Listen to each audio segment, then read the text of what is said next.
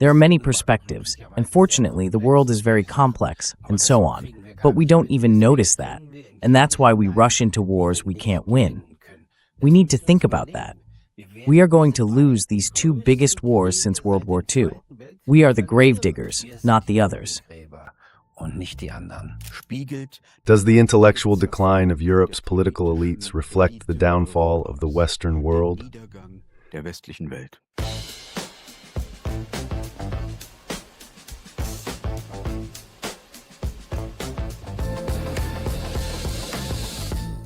Against the current. About the person. Hello and welcome to Against the Current. I present to you positions and perspectives that the propaganda media keep hidden. For many decades, he worked in war and crisis zones on behalf of the United Nations. Today, as an independent member of parliament, he represents the BSW in the European Parliament. Michael Schulenburg spent a total of 9 years working in Iran. From both the German and European sides, he is considered one of the best experts on the country. He also knows neighboring Iraq, and he personally knew the recently assassinated religious and state leader Ali Khamenei. He sat with him at the negotiating table.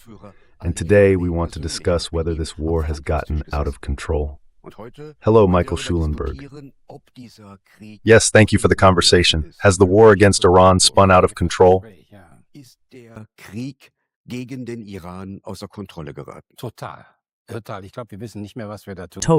Total.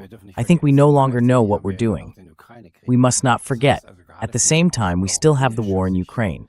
That means that, especially from a European perspective, we are now caught between the two largest wars since the end of World War II.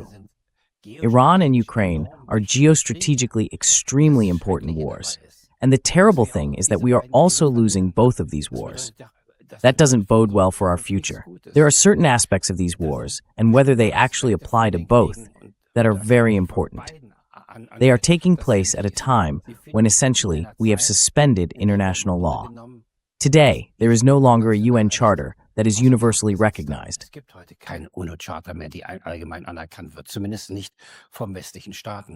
At least not from Western states. So what remains is the law of the jungle, the right of the stronger. Exactly what we actually wanted to prevent. But I'll go into that a bit more because it's a very important issue. We no longer have any disarmament agreements at all. We also don't have any confidence-building measures like we did during the Cold War. Those don't exist anymore. There's no red phone anymore. And we must not forget, these are two wars involving nuclear powers. So, this is the first time since the Hiroshima and Nagasaki bombs that nuclear weapons are once again playing a strategic role in these wars. We can see that very clearly now, especially in the Iran-Israel war. And of course, there's no solution in sight.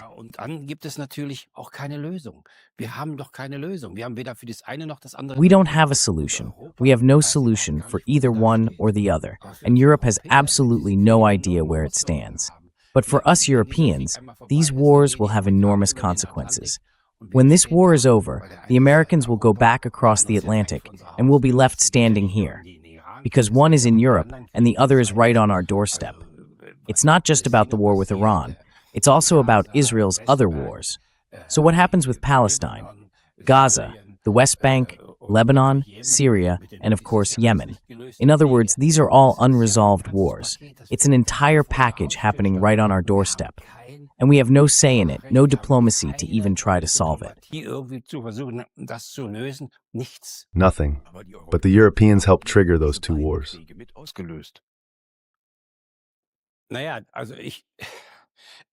Well, so from my interpretation, of course it's being rejected in the Ukraine war. But basically, these are wars we wanted, wars we made. These are typical wars of the final phase of the unipolar world, where we thought, and you can still hear people here talk like this today, we're the ones in charge, we're the good guys, we know the right way, and everyone else has to adapt. So these are wars that are marked by two incredibly negative traits we in the West have. Especially in Europe, in Western Europe, this overestimation of ourselves and this constant self-righteousness. That's who we are.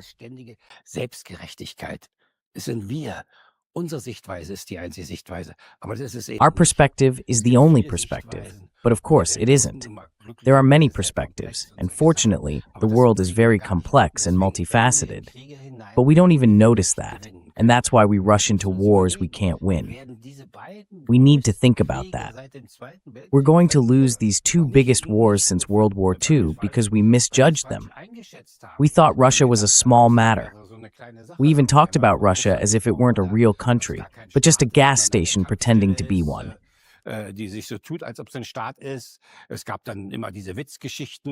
There were always those jokes about the Russians who supposedly couldn't drive their cars and had to load their rockets onto horses or mules.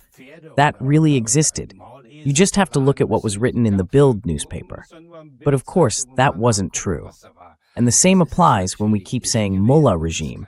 That's actually quite wrong, because mullah is mainly a term used in Sunni Islam. There, they're called imams. And it's obviously an established government. Whether we like it or not is another matter. But it is an established government, and we completely underestimated it. Now we suddenly see that they might even be superior to us in terms of weapon technology. How did you experience the leadership of Iran? You sat down with leading figures, after all. Yes, of course, it's a complex country. It's an unusual experiment. They wanted to carry out an Islamic revolution. So, if you compare the revolutions of the world, the Islamic revolution in Iran was the one with the greatest number of people involved, both in rural areas and in the cities. That's often not the case. The Bolshevik Revolution, for example, involved only a small segment, but there has never been such broad participation before. And that, of course, endures. The government, of course, there are also many who are now against it, and so on. That's there. But it's a structure that has grown over time, and as we can see now, it can't be shaken by such decapitation strikes. There is something there that remains, and we completely underestimated that.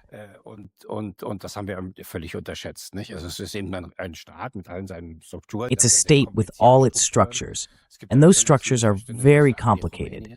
There's a complete misunderstanding of who Ali Khamenei is. People used to think he was some kind of dictator, but he's not. He lives extremely modestly, truly very modestly. He's certainly not corrupt. He still lives with his family, with his daughter and a grandchild and so on. No, that's his son's wife. But within that setting, they cook for themselves. People are always surprised at how modest everything is. And he lives in what is now basically a poor neighborhood. He stayed there. He's also said that he won't move into a bunker because the people who live around him, if they can't do that, then he'll stay there too. So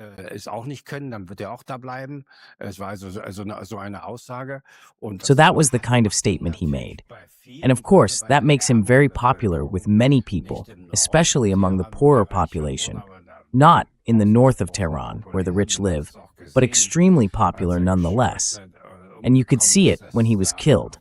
There were at least 2 million people in the streets who came out despite all those attacks. They really exposed themselves to great danger.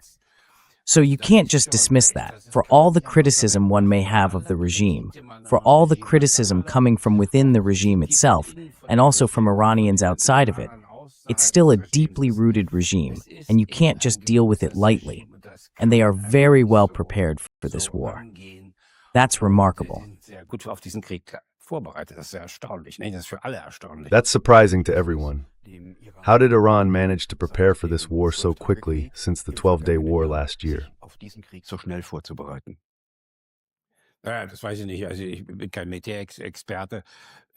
I don't know. I'm not a military expert. I think people have always wondered why Iran agreed to a ceasefire so quickly. My assessment, and I'm really not an expert on these things, is that they did it because they're holding back what they had planned as a major offensive by Israel and the United States, so they wouldn't exhaust themselves. And they knew it would happen again, and they're prepared for it. For example, there's this rule that all leading figures must name up to 5 deputies. So if one is assassinated, the next takes over, then the next, and so on. die dann, also wenn der ermordet wird, ist der dran, dann ist der dran und der dran. Deswegen, diese Taktik, That's why this tactic we have won't work. But I'd like to say something more fundamental. We have to... No, we can look at this from two sides. First, from the perspective of international law. And by that standard, this is a war that is illegal, in my view, a crime. Because there were negotiations. Negotiations were used as a pretext to carry out this decapitation strike. You have to go back to the Middle Ages in our own history to find comparable consequences of war. That's completely wrong. I mean, it's an insane situation. If you think about it, if the Americans and the Israelis do it, then others will think they can do it too.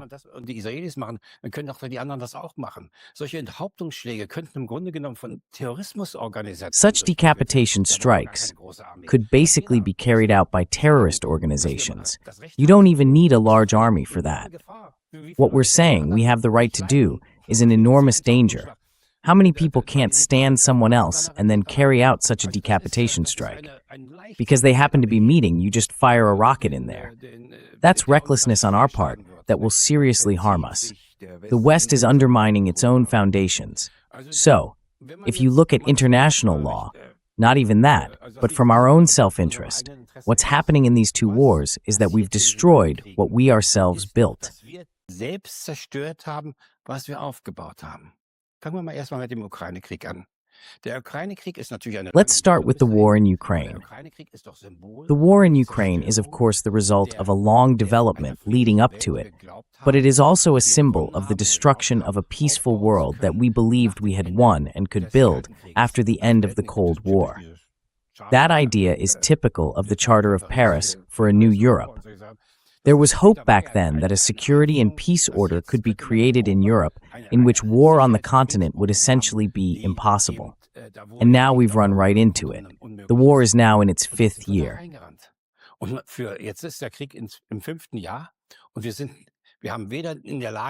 And we have neither been able to prevent the war, which in my opinion could easily have been done, nor are we able to end it now. We even want to continue it, especially the Europeans, because they believe that for some reason Russia will one day be forced to its knees, and so on. What they of course forget, and I'm in Parliament, where there's constant talk about continuing the war, is that Europe, without the United States, simply doesn't have the financial or military means to keep this war going. We just don't have them. It's all just empty posturing.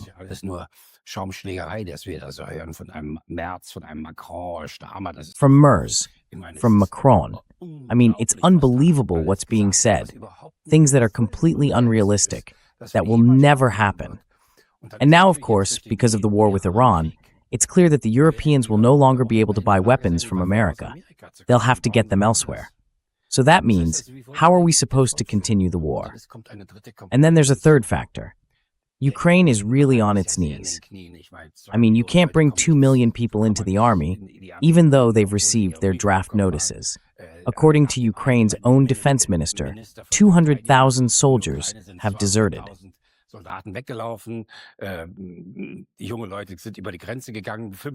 Young people have gone across the border, 500,000 in just the past few years. So this is a depopulated country that, in my view, is basically no longer capable of continuing these wars. And that means we will have a collapsed Ukraine. That is the result of our European policy, meaning EU policy. Europe, of course, is much larger. Essentially, it's a crime we are committing here. We refuse to acknowledge reality, and that means thousands, perhaps even hundreds of thousands of lives that we bear responsibility for in this matter.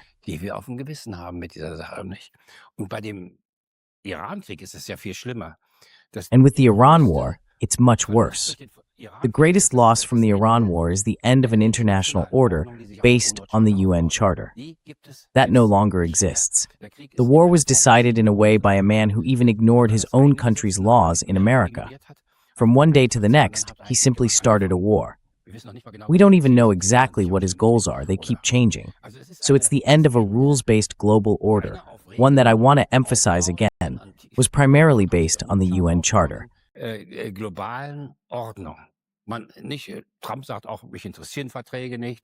Trump also says, I don't care about treaties. None of that matters to me. But I find the Canadian Prime Minister even worse because he's actually happy about it and says, finally, all these rules, that's all ideological nonsense anyway. Everything now depends on strength. So we've replaced it with the law of the strongest. Now the question for the West is, since it's our system that's being destroyed, we built it after all. The UN Charter came from the Americans. Human rights came from the Americans.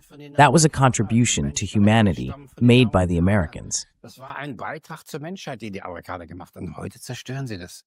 Und damit zerstören wir, glaube ich, Today, they're destroying that. And by doing so, I believe we're also destroying ourselves. We're destroying ourselves by abolishing it. When we talk about the law of the strongest, the question is whether we even belong to that group. We don't, actually. We're losing both of these wars right now. So obviously, we're not the stronger ones. That's why we should think 100 times before we throw something like that out the window and abandon all rules, and so on. I think with this war, far beyond what's happening in Iran or in Israel, we're essentially making ourselves prisoners of a policy that takes away our own achievements. That was our contribution to the global community, that we set rules for how we do things.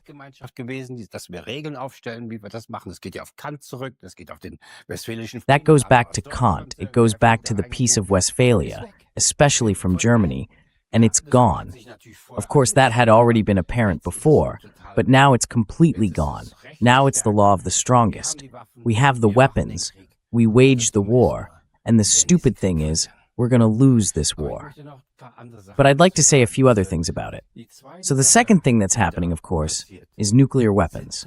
We live today in a world where we have destructive weapons capable of wiping out the entire world, and in just a few minutes. We must not forget that, all these nuclear weapons issues.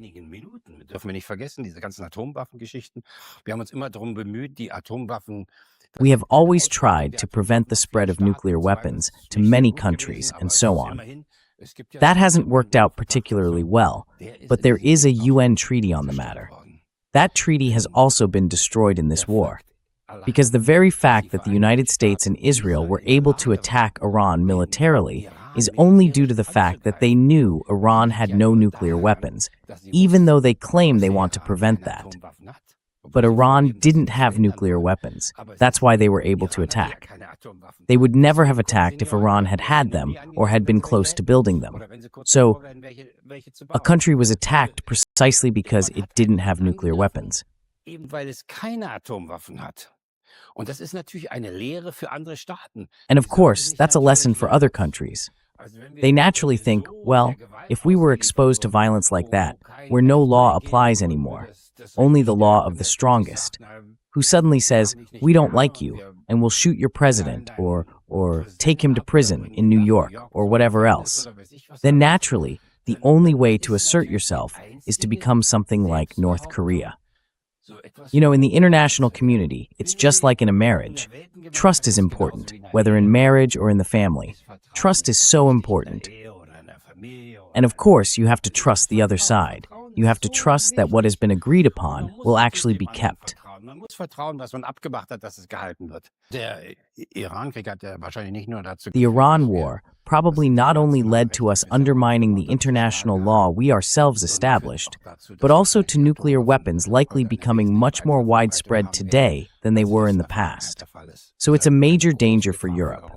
One must remember that the attack on Iran by the US and Israel was only possible because they knew Iran had no nuclear weapons and wasn't close to having any. Otherwise, that attack couldn't have been carried out. Essentially, a country was attacked precisely because it didn't have nuclear weapons. And of course, that's how other countries see it today. If there's no longer any international law, if only the law of the strongest applies and one can simply be invaded, then the only real way to defend oneself is to have a nuclear weapon. Die einzige Möglichkeit, sich zu wehren, ist eine Atomwaffe zu haben. Und heute ist eben technologisch eine And today, it's technologically much easier to build a nuclear weapon than it was 10 or 20 years ago. There are now missile systems that many countries possess, which would allow them to launch something like that into another country. So in essence, we're providing justification for countries to behave like North Korea. to have a nuclear weapons program and the missiles to deliver them. And that's why it wouldn't be attacked by any coalition of the US, with anyone else. That's essentially what we've achieved. And we mustn't forget something else. Wir dürfen nicht auch etwas anderes vergessen. Durch die Ermordung, und es war ja eine Ermordung, des Religions Through the murder, and it really was a murder, of the religious teacher Ali Khomeini, Iran has killed the man who opposed the possession of nuclear weapons for the country. He was the guarantor, and many said this should not have been done. He was the guarantor that Iran would not build nuclear weapons. There is even a fatwa, a kind of religious charter, stating that such weapons are incompatible with Islam. And even those Islamic elements within the government, and there are quite a few different ones, say that they will not build nuclear weapons. So this was exploited, and they even killed this man. It's hard to imagine greater irrationality. Mehr Irrationalität vorstellen. Ich gehe davon aus, dass der Iran I assume that Iran will have an atomic bomb in a week or two. They must have one, because Israel has already hinted several times that they might be preparing a nuclear strike. The only defense Iran has against that is to say, we have an atomic bomb too. And then, of course, Israel would be at a huge disadvantage because it's a very small country. Iran, on the other hand, is enormous, and one strike would probably be enough to wipe Israel out as a state. So this is something that really needs to be thought through carefully. We went into a war without even considering what the outcome would be. But there's another thing. Aber es gibt noch eine weitere Sache. Wenn wir irgendwie da rauskommen wollen, If we want to get out of this somehow, we need trust. Trust is incredibly important. In the family, with a spouse, at work. You have to trust each other that what one person says or promises will be kept and that they know what they're doing. Now, we've provided the most terrible example that we can't be trusted. That, of course, doesn't just reflect on the Americans and Israelis. It also reflects on us, because we make such foolish remarks, like our chancellor does. So, this matter that was being negotiated, according to the UN Charter, it was being negotiated. The Iranians made a very generous offer to enrich only a very small amount of uranium, just what they actually need. Uranium aufzuwerten, was sie eigentlich brauchen, also noch weit, was da ihnen eigentlich international zusteht. So far, beyond what they were actually entitled to internationally. And yet, we attacked them 2 days later. That's unthinkable, and it was clearly because Israel didn't want an agreement. They were so close to reaching one that Israel used the pretext that a meeting at Ali Khomeini's house, I know the place, I've been there several times, was bombed to rubble. And that's how the war began. And as Foreign Minister Rubio said, yes, we simply had to follow because Israel started the war. So basically, this will weigh heavily on Israel in the future. Something happened there that should never have happened. Da ist etwas passiert, was hätte nie passieren dürfen. Und vor allen Dingen ist etwas passiert, diese Enthauptung. And above all, something has happened. These decapitation strikes.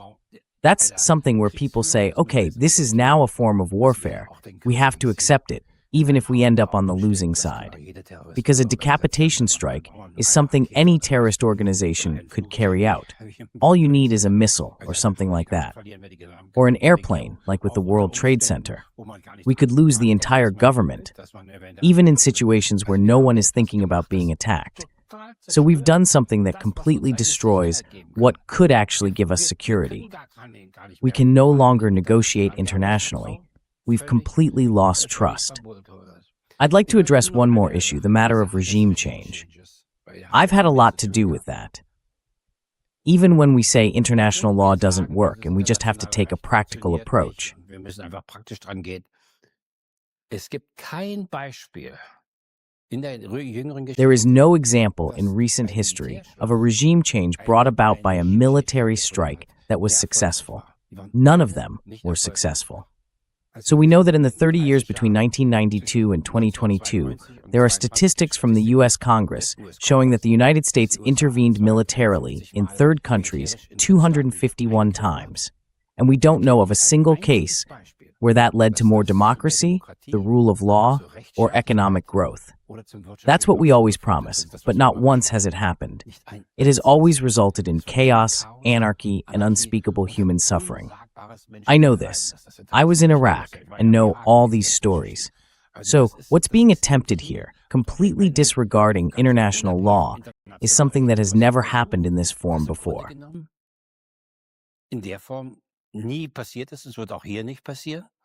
That won't happen here either.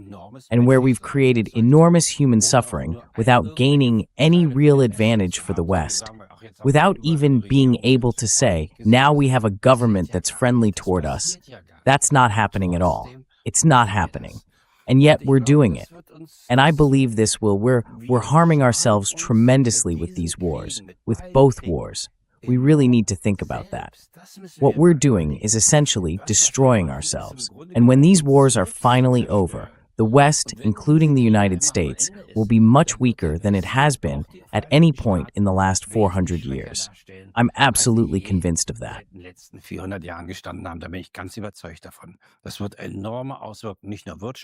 This will have enormous consequences, not just economic, but also technological, for trade and much more. We completely miscalculated because we thought we could expand our power. And basically, that's pure madness. It's absolute madness, what's happening there. And of course, that's extremely dangerous because we're dealing with nuclear weapons. When people are insane, and when I hear some presidents speak now, I really wonder what their mental state is at the moment. Because they see that they've done something they're losing, and with it, they'll basically lose their entire presidency. Trump is seen very differently today than he was just a month ago. Are the Western states being led by figures who can no longer grasp the consequences of their actions?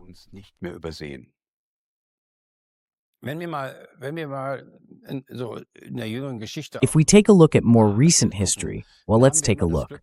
Then we've always been lucky to have, among the heads of state, also statesmen, women, yes, maybe women too. Well, they weren't necessarily people I liked, Churchill or de Gaulle or so, but they were, in some way, statesmen who were able to look beyond the horizon, beyond the small stuff. And we don't have that at all anymore today. That's also why all these people are so incredibly unpopular. I mean, if you think of the big names, the people who make decisions, Merz, Starmer, Macron, but also Trump, their approval ratings are dropping dramatically.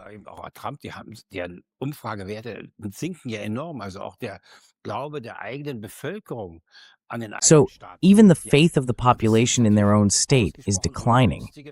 And of course, those are extremely unfavorable conditions. How are we ever supposed to get out of that? It's simply not possible for someone like Merz to start negotiating with the Russians after calling Putin a Hitler. A Hitler, just think about that. He's the federal chancellor, and one of his predecessors as chancellor was once named Hitler. And they killed 26 or 27 million Soviet citizens, mostly Russians. And now we call him that. I mean, it's simply a linguistic failure, coming from someone who has no clear idea of what he actually wants, which direction we need to go, where a possible way out might be, and so on.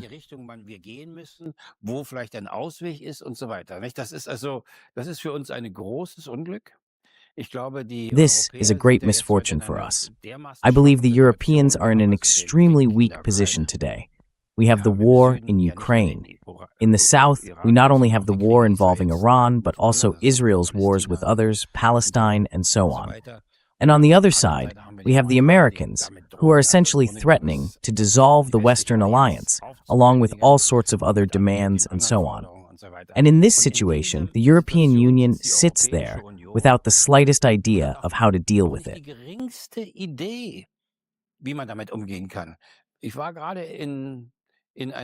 I just came from a special session of the ZD, that's the Security Commission. All they talk about is rearmament, funding for new technologies, for the military, and so on. It's so ridiculous. Of course, none of that is actually going to happen. We're no longer capable of doing that. We lack any form of diplomacy, of alternative approaches, of analysis, which might not even be one I agree with, but at least it would be an analysis. There's absolutely no sign of that. I honestly don't even know what to say. I sit there in Parliament and feel quite unhappy, I must admit. Ich sitze da im Parlament, fühle mich doch da recht unglücklich, muss ich sagen. That reflects the intellectual decay of Europe's political elites, the decline of the Western world. Ja, sicher, ganz sicher. Es spiegelt im Grunde genommen. Yes, sure, absolutely. It basically reflects, well, of course you have to look at the Roman Empire. The emperors became fewer and fewer, right? And you can see that here too, of course. I could say a lot. People keep saying things like the decline of the West and World War III and so on. I don't really like using such big words all that much. But of course it's there. We can't just ignore it. We have to think about this. In Europe, suddenly there's this word decapitation strike, which we treat as if it were some kind of success.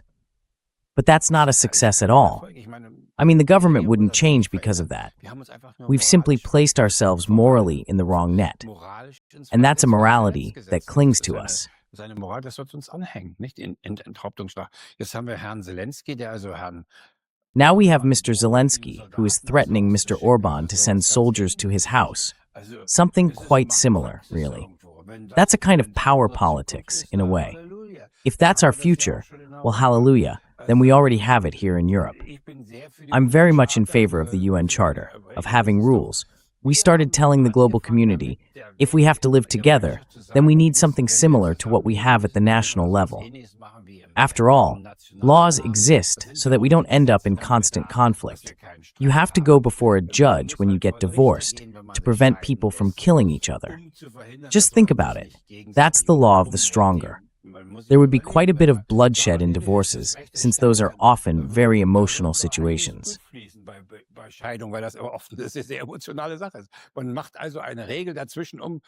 So you create a rule in between to prevent that. Of course, it's the same in international law, but it only holds, just like on the national level, if those who have the power recognize it. If we were living in a state where there was a criminal organization like a mafia, as I said, that doesn't interest me at all, then the law wouldn't apply either. Then a different law applies, honor killings, or whatever else. That's just how it is. So, within a state, we can somehow hold things together. But internationally, we're also obligated to hold things together. The UN Charter is universal, after all. All 193 states, representing 99% of the world's population, have ratified the UN Charter.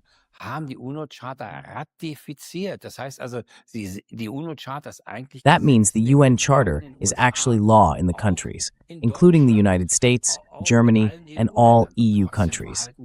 And yet we don't act accordingly. Unfortunately, it's the West that refuses to acknowledge this. Outside the West, people see it very differently. Just look at the BRICS countries. Their founding document is full of references to the UN Charter. Back in 1990, we still had that too, the Charter of Paris, the UN Charter, the Helsinki Final Act, major achievements of the OSCE, an organization that today is basically dead. All of that was built on the UN Charter, on those principles. Those principles were at the time a gift to humanity from the Americans, and we're destroying it. And by doing so, we're destroying ourselves. We shouldn't harbor any illusions about that. Have we descended from international law to a rules-based order in which the West sets the rules? And now the West is replacing its own rules-based order with the law of the jungle. Yes, that's how it is. So, we always have to be careful with all these terms. Basically, international law is based on the UN Charter. That's quite clear. That's the foundation, even though some rules existed before. But it's the UN Charter, the fundamental principles. It's essentially the constitution of the whole thing. Then, of course, we thought with the Wolfowitz Doctrine and things like that, now it's us. America makes the rules now, we don't really need the others anymore. That's what's called the rules-based order. There's no document for it, nothing codified, nothing that any states have signed.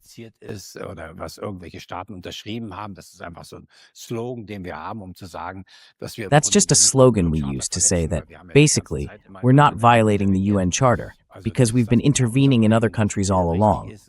So according to our own rules, it's supposedly fine, and so on. And now, even that has been abolished. And now we have nothing left at all. So there's a gradual moral decline of the West taking place, one that's truly alarming. And when you're in the European Parliament and hear the presidents of the Parliament speak, they talk about morality all the time. But in reality, it's not at all clear that we aren't the ones destroying the moral principles and values that the West once built. We are the gravediggers, not the others. Wir sind die Totengräber und nicht die anderen. Sie haben vorhin das römische Kaisertum. You mentioned the Roman Empire earlier. Are politicians in the West suffering from a kind of Caesar complex? Cäsaren waren. Das weiß ich nicht, ob man diesen Vergleich machen kann. Also das römische Reich. I don't know if that comparison can really be made. It lasted much longer than we did. But no. I think what we're seeing right now, well, if I think about the 2 years I've been in Parliament, I do see a hardening of the majority of the members of Parliament. Yes, also in the EU, with Rutte and von der Leyen and all the others. A hardening. And this hardening goes hand in hand with the awareness that we are losing the wars. We just must not lose a war, above all. Den Ukraine-Krieg verlieren vor allen Dingen. Jetzt auch den anderen. Und wir denken, dass wir das deswegen... Now the others too. We think we can stop it by using harsher language. For example, the sanctions we have now, they only come at a time when these wars are basically already lost, not at the beginning. In the end, people just pile on and say, you're not allowed to say anything else, and so on. That, of course, yes, that's a sign of decline, and not censorship. It's simply a sign of downfall. That means the rhetoric, the aggressive rhetoric, but also the sanctions are not a sign of strength, but of weakness.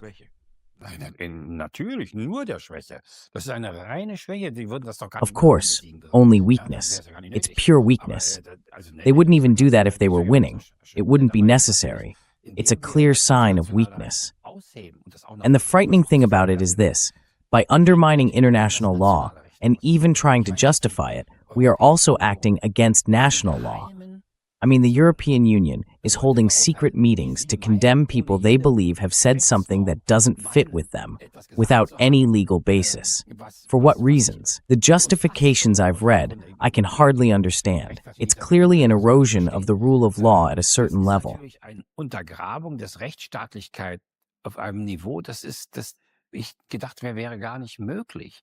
Es gibt die Gewaltenteilung. I thought that wasn't even possible. The separation of powers in the EU no longer exists. We've always said that democracy is based on the separation of powers, but that doesn't exist anymore. The European Council makes the laws, takes the decisions, and at the same time delivers the verdict. It's unbelievable. I always want to emphasize, I am in favor of the European Union, and I don't want to defend China, Russia, or Iran. But what I do see, and maybe it's because I spent so many years at the UN and in so many war zones, is this enormous tragedy that we are destroying our own system, the one we created ourselves. Das von uns geschaffene System zerstören. Es wäre nicht das erste Mal. 1934. It wouldn't be the first time. In 1934, the Nazi jurist Carl Schmitt published a paper titled "The Leader Protects the Law." With it, he justified Hitler's Rome murders by claiming that there could be no justice apart from the leader. If I now replace the leader with the European Union, with the Council of the European Union, we are right back to Carl Schmitt. Sind wir genau wieder da bei Carl Schmitt. Ja. Ja, zum Glück stecken wir denen nicht das Messer noch in den Rücken. Yes, luckily, we're not stabbing them in the eyes. But it's always a bit dangerous to compare these things to the Nazi era. All of a sudden, we start justifying things we thought stood for loyalty to the Constitution, meaning that the Constitution also applies to those in power.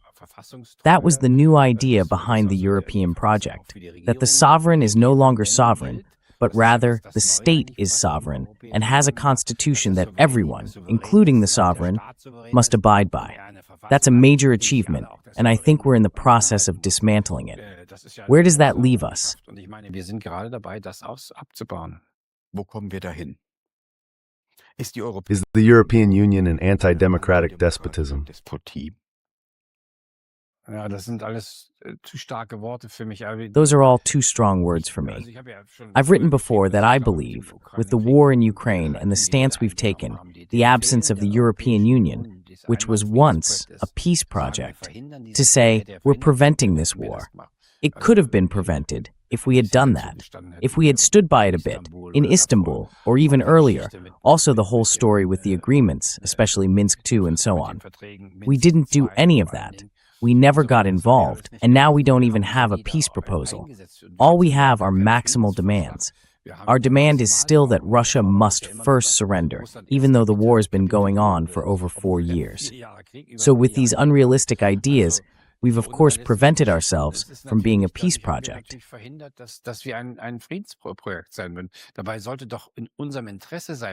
But that should be in our interest. We have a much, much greater, well, if you frame it as the interest of the European Union, than, for example, Russia, to have a peace treaty. We need that. We don't have any natural resources. We're at the end of the line. We're surrounded by wars. What happens when these wars are over? All the costs of these wars, through refugees and things like that, we'll be the ones who have to bear them. We're the ones staying here. That has to do with geography. We should have an interest in preventing wars, or where they've already started, ending them as quickly as possible. Obviously, we don't. If the political leadership, we're not even capable. We don't even have leadership that's capable of that. If these people, the leadership, are unable to find a way out of these two wars, does that mean they need to be replaced? Do we need a change of political elites? I mean, I don't want to argue for a regime change here.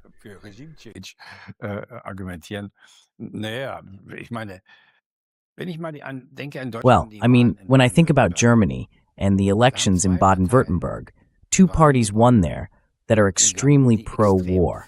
What's going on in these elections? Are voters not able to see who they're voting for and what they're voting for by doing so? So now we have a Green minister-president there. The Greens are probably the strongest warmongers, followed by the CDU, which we currently have, a party that sees war as the only solution. In armament, rearmament, militarization, becoming war-capable, and who knows what else. We just voted for them again. How can that be? That's obviously a failure of the party system.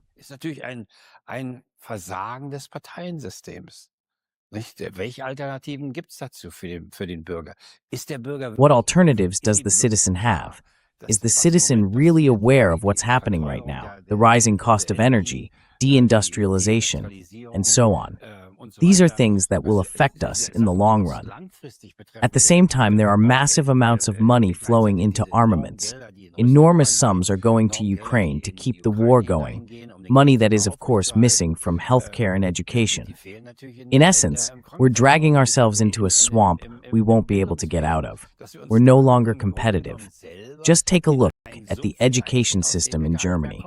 Wir sind gar nicht konkurrenzfähig mehr. Guck dir mal das Bildungssystem in Deutschland an. Was ist mit dem Gesundheitssystem? Mit den Rentenreformen? What about the healthcare system? What about the pension reforms? What about the purchasing power of poorer people? Wars are always fought on. It's always socially unjust. The little people are the ones who's sitting in the trenches. It's the sons of ordinary folks. The ones with a bit more money drive around here in big cars. The Ukrainians with a symbol, and under a Mercedes, nothing happens or something like that. That's just how it is. And we're not doing anything about it. And we talk about defending some kind of freedoms, defending some kind of democracies that we ourselves are dismantling, and that so many people just go along with it. Now, the state of Baden-Württemberg is particularly affected because of the strong automobile industry, where many jobs are being cut. In your view, how is it that such a large share of voters are voting against their own interests?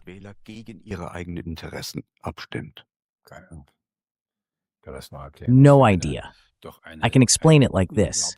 We have, well, an incredibly conformist media landscape.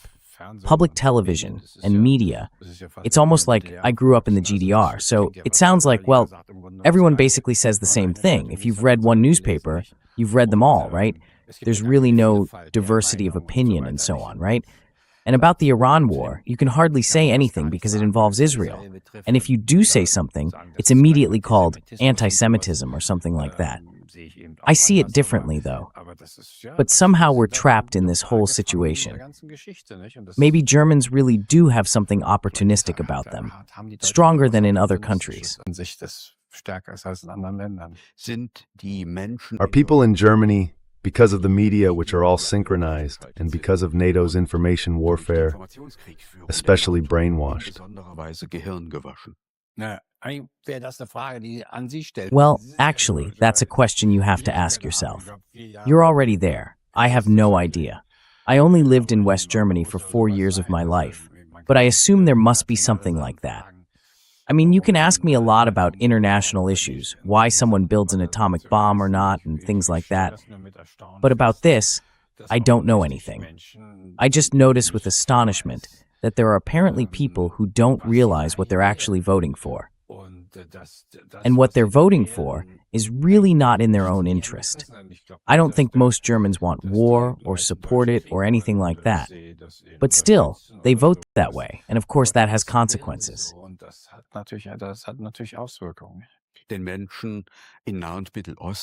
People in the Near and Middle East are obviously aware of this. The Israelis are discussing the use of the atomic bomb. During the 12-day war, Islamabad already hinted, if Israel uses a nuclear bomb, we will do the same.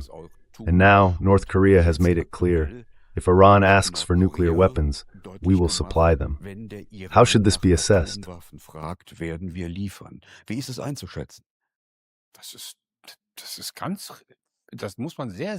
That has to be taken very, very seriously. Whether the Iranians are getting this from North Korea right now, I still doubt. But of course, Pakistan is a neighboring country. The Iranians have done 2 things to prepare for this. One is that they have increased uranium enrichment to 60%. They have also hinted at this officially because they naturally hoped it would serve as a deterrent. From 60% to 90%, which is what you need for weapons, is only a small step. The initial stages are very difficult. The last 30% are relatively easy. I'm just repeating what people who know about this have told me. So they have indicated, if we are attacked, we have the ability to obtain a nuclear weapon within a certain period of time. Then they did a second thing.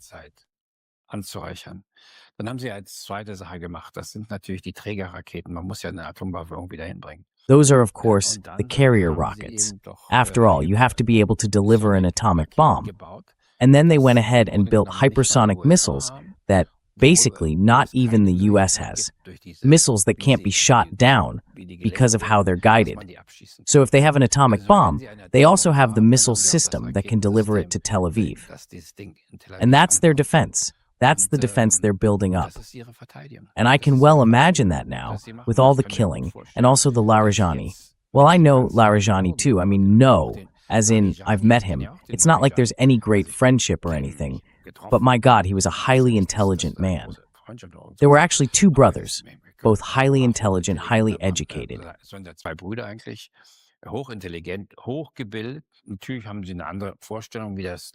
Of course, they have a different idea of how life should be organized than I do. But they were really very pleasant people to talk to. And above all, they were not intellectual radicals who just acted impulsively, but always tried to maintain strength while also keeping the possibility of negotiation open. And we're killing these people, just like all the Romanians. We're killing these people. I don't think that does us any good. I really don't. I think, basically, we're shooting ourselves in the foot. The American presidents before Trump deliberately avoided such an attack and didn't let themselves be drawn into it by the Israelis. Trump reacted differently. He attacked. Why?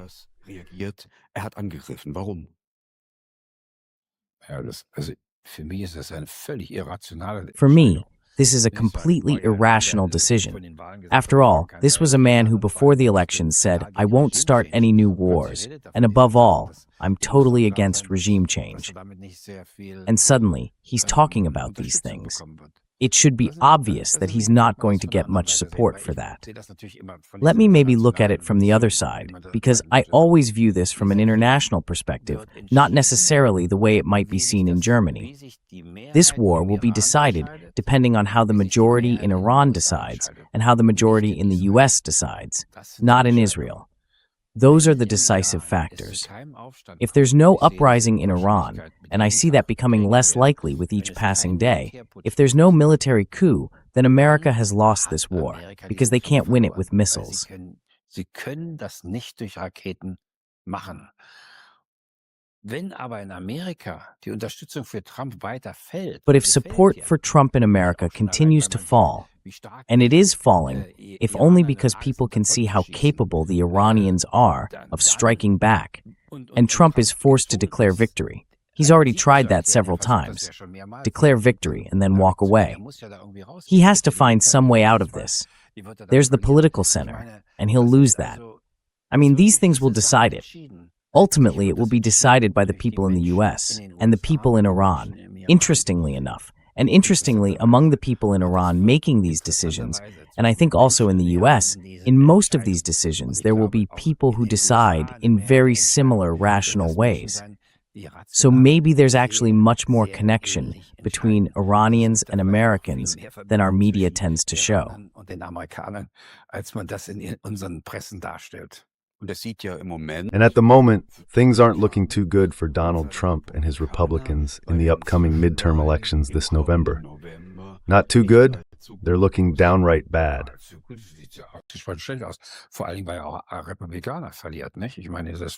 Above all, because he's also losing Republicans. I mean, with this war, the hope was that it would be over very quickly, that they'd kill those people, and the next day there'd be an uprising and army units would defect. That's what Netanyahu kept telling him. But that didn't happen, and it's not going to happen. So they don't have any alternatives left. Now the war has entered a pure phase of destruction. I was in Iraq too. In Iraq, the Americans invaded with 400,000 soldiers, hoping to establish a democratic government there. Of course, that's where they were mistaken. There was a lack of experience and things like that.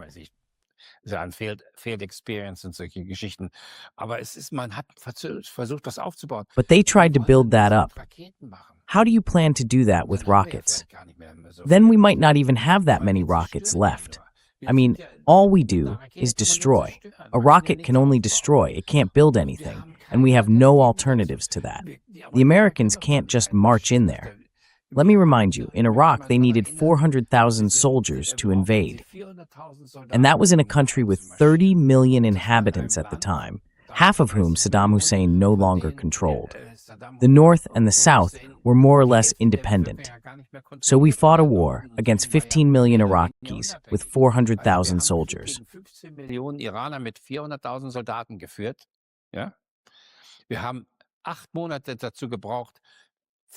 It took us 8 months from the decision to do it, through the planning, and getting people in position, to even be able to wage war.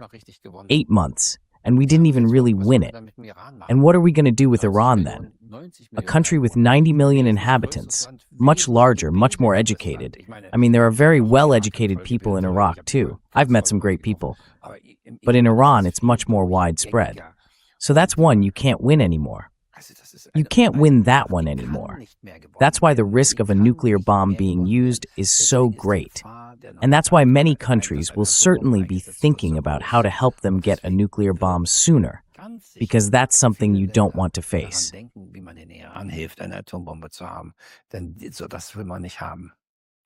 That's the only way to save him, at least from your perspective. That's simply an analysis that probably anyone who thinks about it a bit would come to. Iran can basically only protect itself with a nuclear bomb now. So the very thing Ali Khomeini always tried to prevent, that Iran would have a nuclear bomb. And that will probably happen. I don't know if everything will come together technically or not, but I'd be very, very surprised if it didn't happen. That's a huge, huge tragedy. And what are we Europeans doing? Then maybe Turkey will have a nuclear bomb too, maybe Egypt, and so on. What are we going to do then? Maybe Germany will want one as well. I mean, where are we headed? haben. Ich meine, wo gehen wir denn dahin? Sie kennen den Iran You know Iran well, viel besser als much zu better Hause. than almost anyone else in Germany. Wenn Friedrich If Merz Friedrich den Merz were to call you, setting aside the fact that he won't, and ask for your advice, what would you tell him about how to find a way out of this wie man aus war? diesem Krieg wieder herausfinden kann? Ich glaube, dass Deutschland gar keine Möglichkeit hat, aus diesem Frieden I rauszukommen. believe that Germany has no way of getting out of this war. We have absolutely no influence there. I was just at an event in Prague with the diplomatic corps.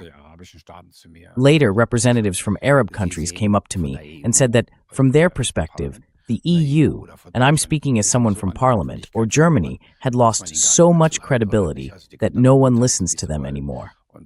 They can dance around all they want. We also have completely unqualified people. They just need to stay out of it. My suggestion is that Europeans, meaning EU Europeans, should focus on establishing peace on the European continent. Frieden auf dem europäischen Kontinent herzustellen. Diese andere Sache, die können wir ja gar nicht kontrollieren. We can't control that other matter anyway. Israel isn't going to listen to the German chancellor. So we should first make peace here ourselves so that we gain a bit of room to maneuver. And if that's what we want, then of course we have to talk to the Russians. If we want to save Ukraine from destruction, we also have to talk to the Russians. Those are two goals we absolutely want to achieve. But unfortunately, when I said that, and there weren't many of them, they immediately stood up. They thought it was an incredible provocation to suggest that maybe we should talk to Russia after all, in order to have peace on the European continent. Im Frieden auf dem europäischen Kontinent haben. Und das sind Diplomaten. And these are diplomats. You don't make peace against someone, but with someone. So people will have to talk to each other. Where does this denial of reality come from? Verweigerung. Weiß ich nicht. Es ist mir unbegreiflich. Ich meine, wir können ja I don't know, it's beyond me. I mean, we could say that these two wars are a failure of diplomacy, that the diplomats failed. Diplomaten haben versagt. Then I once heard an analysis about diplomacy in the European Union. My professor, I can't remember his name now, claimed that the European Union has a total of 70,000 diplomats. 70,000 diplomats. Because the EU has its own diplomats, and each country also has its own. For example, when I'm in Afghanistan and I'm invited by the Europeans to brief them, say with the UN, when I'm on that mission, you might have 27 people sitting there. Hat man da unter Umständen 27 Leute, die da sitzen. Ja, also 27, jedes Land hat danach. So 27. Every country has one. Even the smallest countries somehow have an ambassador. And I would say, the more diplomats we have, the less diplomacy we actually have. Does that even exist anymore? In India, for example, we had about 700 diplomats. But they do their job, and it's a much larger country than the European Union. And I mean, yes, this whole bureaucracy in Brussels is so stuck in itself. This parliament is so caught up in its own buildings, it's like a bubble in the whole thing, where everyone just talks to each other. And basically, well, there's no real discussion at all. Also es gibt gar keine wirkliche Diskussion. Immerhin bin ich ja vielleicht im Parlament. After all, I might end up in Parliament. I'm not radical at all. I'm just thinking about the UN Charter. I'm probably the one who knows wars best, who knows how to negotiate such things. I'm likely the one who actually knows these regions too. I wasn't only in Iraq and Iran, I was also in Afghanistan, and briefly in Syria and Pakistan. So this whole region, how people think there, how everything fits together. That would actually be something, but nobody cares. Even in Germany, no one from the government would ever ask me. And I mean, I know every Mujahideen commander in Afghanistan. Ich kenne jeden Mujahideen-Commander in Afghanistan. Ich bin ja mit Väter durch Afghanistan gezogen.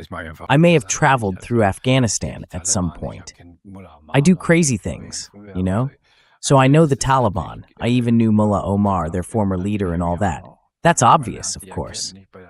And then, over the years, you get to know them. The UN is different from a diplomatic mission, you see? You're constantly out there. You don't live in compounds like in those security compounds, but outside. 80% of the people who work for you are locals, including academics, well-educated people from different regions, and so on. That gives you an insight into the country that a diplomat is completely denied. And yet, they're not interested in it. That's the strange thing. Interessieren sie sich nicht dafür. Das ist das Eigenartige. What needs to happen to prevent the illegal war of aggression against Iran from completely spiraling out of control? Ist ja schon aus dem Ruder gelaufen. Da kann man gar nichts It's mehr machen. already gotten out of control. There's nothing more that can be done. Are there any measures? Also ich Well, sehe das I im think we're Moment nicht. doing, I don't see that Ich happening glaube, right now. Trump möchte ganz I gerne think wieder Trump would aussteigen. really like to pull out of Hat er it. mehrmals auch I've had several öffentlich offers to arrange angeboten, da ceasefires. Waffenstillstand The zu Iranians Die won't Iraner do it werden es nicht mehr anymore. machen. Das That's Iran ist exactly what I davon explained erklärt, earlier, bei ihm das because there's no Vertrauen trust, and at the moment the Iranians have the Iraner military wollen initiative. militärisch die No Initiative question, haben. we don't want to admit it, but that's how it is. So when it comes down to it, the Iranians will set their conditions, and there will certainly be two conditions that will be very tough for the West.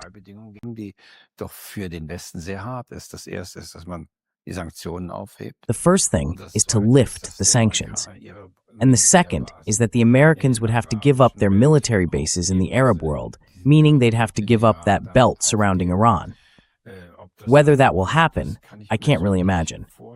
So, we're more likely to see something like the Vietnam War, which was lost right from the start. And with the war in Afghanistan, you could say after a normal year that it was lost. But we kept it going because we had the means to do so. Whether that's still possible in America today, I don't know, because Trump would have to go to Congress to get more money. But it costs an enormous amount of money. Mehr Geld zu haben. Sowas kostet ja wahnsinniges Geld. Es wird gesagt, dass diese paar Wochen haben schon 11 It's being said that these few weeks have already cost $11 billion. This is one of the most expensive wars we've ever had, and they would have to request funds, but he might not even get them. I mean, somehow he would have to. This is going to be a tragedy for America. I mean, it is a tragedy for America. It's a tragedy for the American citizens who voted for Trump because they were tired of these wars. And now they're getting the worst war of all. Much worse than the war in Afghanistan. Much worse than the war in Ukraine. Much worse than what happened in Libya. Much, much worse. Was in Libyen passiert, viel schlimmer. Und dabei hat man doch gehofft, dass der Trump And people had hoped that Trump had already pulled out of Crimea, because that way he wouldn't be the loser. For smart politics, in my view, foolish politics, from the Europeans to step into the breach, beat their chests, and say, we'll fight until the Russians are destroyed, and so on. Well, that is, yes, that is. Yes, I can only say it's a great tragedy of the West. The West is going under with things like this. It won't disappear or anything, but we'll have a completely different position in the future than we ever imagined. That dominance we once had, that supremacy, is completely gone. And no matter how many blunders we make in Germany, it's all ridiculous, isn't it? So viel Panzer bauen in Deutschland.